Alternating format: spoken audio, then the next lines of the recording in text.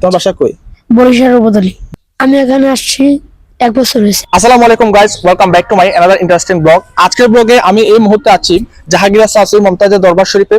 আমার পেছনে আপনারা দেখতে পাচ্ছেন জাহাঙ্গীর শাহ মমতাজের দরবার শরীফ, এবং এই মুহূর্তে আমি অবস্থান করছি ওই দরবার শরীফের মাঠে। এই দরবার শরীফকে কেন্দ্র করে যে হেফজখানা, এতিমখানা, মসজিদ, মাদ্রাসা রয়েছে তার সবকটি সৌন্দর্য উপভোগ করুন। Let's go guys. এই ধরনের পূর্ণভূমিগুলোকে নিয়ে ব্লগ করতে সত্যি আমার মনের ভিতর একটা ভয় কাজ করে, কারণ কোন সময় কোন তথ্য ভুল বলে ফেলি বা কোনো বেয়াদবি হয়ে যাচ্ছে কিনা এই কথা চিন্তা করে। আপনারা সচক্ষে দেখুন কত সুন্দর করে দরবার শরীফটির বর্তমান সাজাদানশীল হযরত শাহ সুফি সৈয়দ মোহাম্মদ আলী শাহর নেতৃত্বে দরবারের আশেপাশে কত সুন্দর করে সাজানো হয়েছে।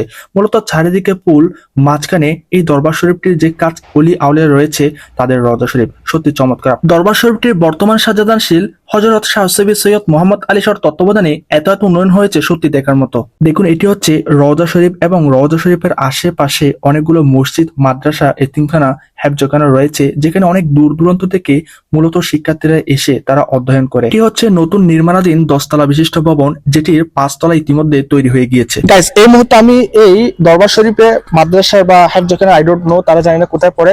সো দুজন শিক্ষার্থীকে পেয়েছি এবং তাদের কাছ থেকে আমি জানার চেষ্টা করবো তারা আসলে কোথায় পড়ে। তোমার নাম কি? আমার নাম ফারহান। ফারহান। তোমার নাম? মোহাম্মদ ইব্রাহিম। কোন ক্লাসে পড়ো?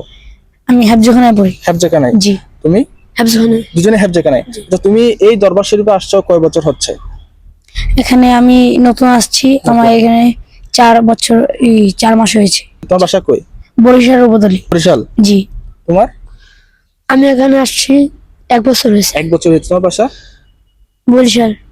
গাইস, তারা কিন্তু দুইজনে বরিশাল থেকে আসছে। আপনারা দেখুন কত দূর থেকে এসে তারা এই দরবার শরীফে অধ্যয়ন করছে। মূলত তারা হচ্ছে হেফজখানায় পড়ে এবং তারা হচ্ছে হাফেজ হওয়ার পথে। সো আমি আপনাদেরকে দেখানোর চেষ্টা করব এই মাদ্রাসায় এদের মতো কিন্তু আরো অনেক স্টুডেন্ট আছে যারা এখানে হেফজ করতেছে, বিভিন্ন দূর দূরান্ত থেকে এসে এখানে তারা কোরআন শরীফ মুখস্থ করতেছে, এতিমখানায় পড়তেছে, মাদ্রাসায় পড়তেছে। গাইস, অন্যান্য দরবার শরীফে ফাতিহার সময় ঢোল বাজনা, ডিজে গাড়ি বা হাদিয়াকে নিয়ে যে ধরনের নাচানাচি করা হয়, সেই দিক থেকে জাহাঙ্গীর শাহ মমতাজের দরবার শরীফ সম্পূর্ণ ভিন্ন বলাই যায়। কারণ এখানে ফাতিহার সময় মূলত তারা সেমা পালন করে থাকে এবং শান্তশিষ্ট পরিবেশে এরা এই ফাতিহাগুলো পালন করে থাকে। দেখুন আপনারা, এটা হচ্ছে এই দরবার শরীফের মসজিদ।